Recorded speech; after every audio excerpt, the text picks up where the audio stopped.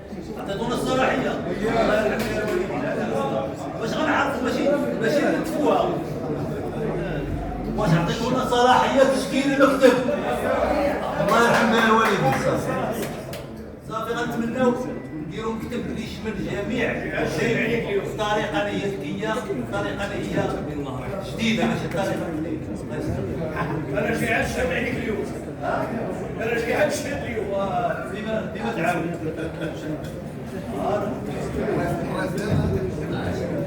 اخوان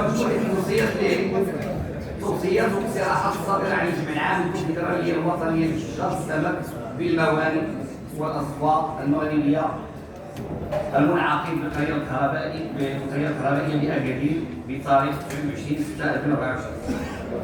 ان لجنه تسهيل المذكره المطلبيه والتوصيات قد بلورت وفق الاقتراحات الجزئيه والكليه وتدقيق التفاصيل بناء على محاضر اجتماعات الكونفدراليه الوطنيه تاريخيا بالوزاره الوصيه والمكتب الوطني للصيد مجموعه من الاقتراحات والمطالب وفق الاتي: اولا، رغم ان اطارنا التمثيلي الكونفدرالي ساهم بشكل جدي ومسؤول في تنزيل مواد القانون 1408 ودعم رؤيته من خلال الايام الدراسيه سواء بطنجه او اكادير لتحديث هذا القانون وتصويب مواد ليصبح قابلا لوقع التجاره بالموانئ.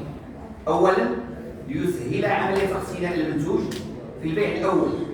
اكثر من ذلك، شرعنا في قانون البيع الثاني تكميلا لهذه العمليه ذات الخصوصيه البنيويه وفق توافق مهني اداري من خلال احداث اتفاقيه جماعيه عبر جميع الجهات المسؤوله من جماعات محليه، وكاله وطنيه لسلامه المنتوجات الغذائيه والوصف، ووزاره التجاره والصناعه، ووزاره الصيد البحري، والمكتب الوطني للصيد البحري. ثانيا، العمل وفق لقاءات وطنيه مسؤوله بين كل الفاعلين والشركاء بخصوص صناديق الصحيه الموحده لايجاد صيغ وبدائل وحلول للخروج من الاشكالات التي يعيشها تاجر السمك في تعامله مع هذه الصناديق،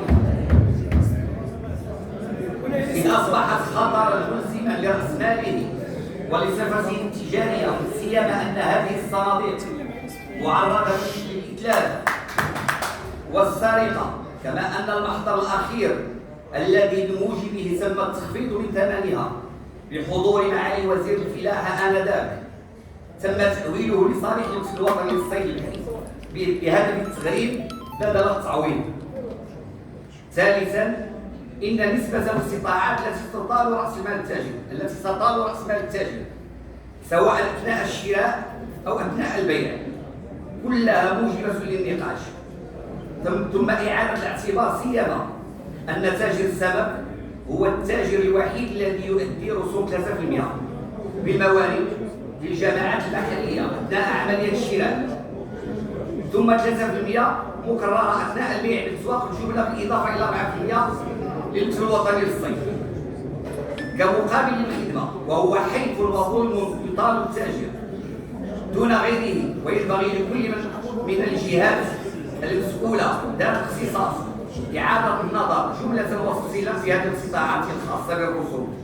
إضافة إلى هذه الاستطاعات المجنبة، هناك استطاع TPP يعني الخاص بالسمك الصناعي والذي انهى منذ سنة 2000 لصالح جمعية المصنعين، في حين أن كل الركائز التي قام عليها هذا الرسوم أصبحت لاغية.